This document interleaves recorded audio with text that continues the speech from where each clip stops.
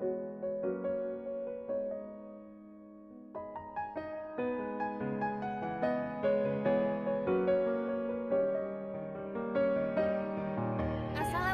warahmatullahi wabarakatuh. Perkenalkan, nama saya Rika Yunityas. Saya dari Fakultas Dakwah IAIN Salatiga, jurusan Psikologi Islam.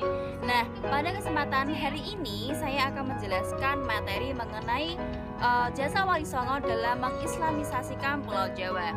Nah, sebagaimana yang kita tahu, Wali Songo adalah salah satu pendakwah atau yang bisa kita sebut dengan ya para wali ya teman-teman ya, yang sangat berjasa dalam mengislamisasikan Pulau Jawa, di mana masyarakat Jawa itu sangat lekat sekali dengan kebudayaan Hindu atau kepercayaan Hindu seperti dinamisme, animisme, yang bisa kita artikan bahwa orang-orang masyarakat Jawa dulu itu sangat menghargai sebuah tempat-tempat yang mistis dan roh-roh halus gitu ya teman-teman.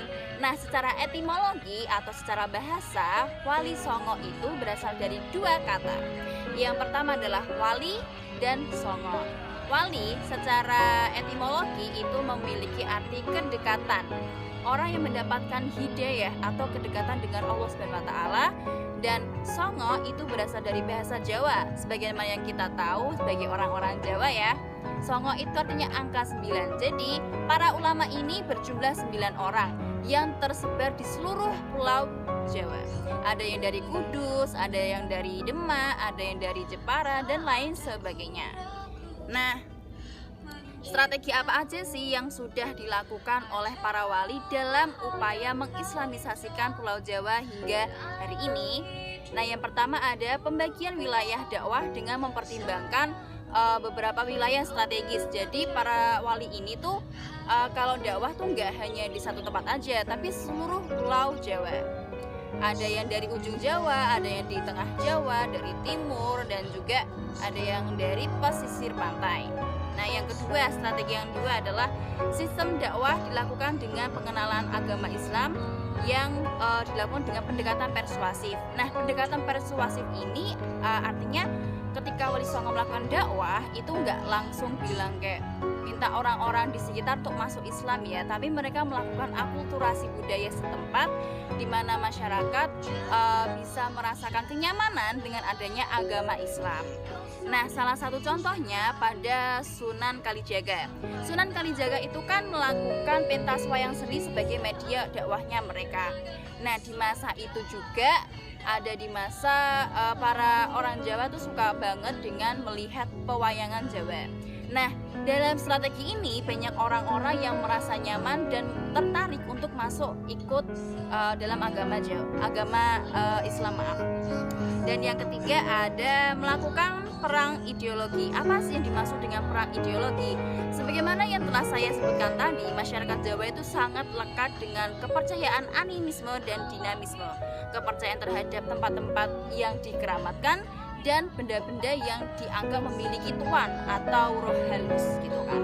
Nah, di dalam agama Islam, para Wali Songo sangat berusaha untuk memberantas ideologi ini. Sebagaimana kita tahu, agama Islam itu sangat menentang dengan adanya kemusyrikan yang menentang kesetiaannya dengan Allah Subhanahu wa taala. Selanjutnya yang keempat yaitu para Wali Songo itu berusaha untuk menaklukkan atau melakukan pendekatan dengan para tokoh masyarakat yang ada di tempat tersebut. Karena dalam hal ini para Wali Songo sangat memiliki akses yang mudah untuk melakukan dakwahnya.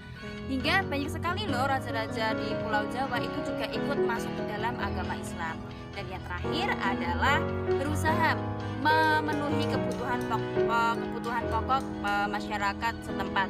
Karena hal ini merupakan salah satu hal yang sangat masyarakat Jawa inginkan dan dibutuhkan ya.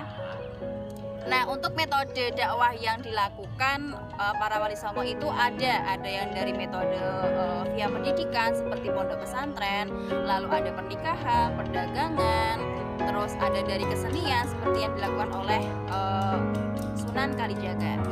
Nah, sekian dari video saya. Apabila ada sedikit kesalahan dan kekurangan, mohon maaf. Saya ucapkan terima kasih. Wassalamualaikum warahmatullahi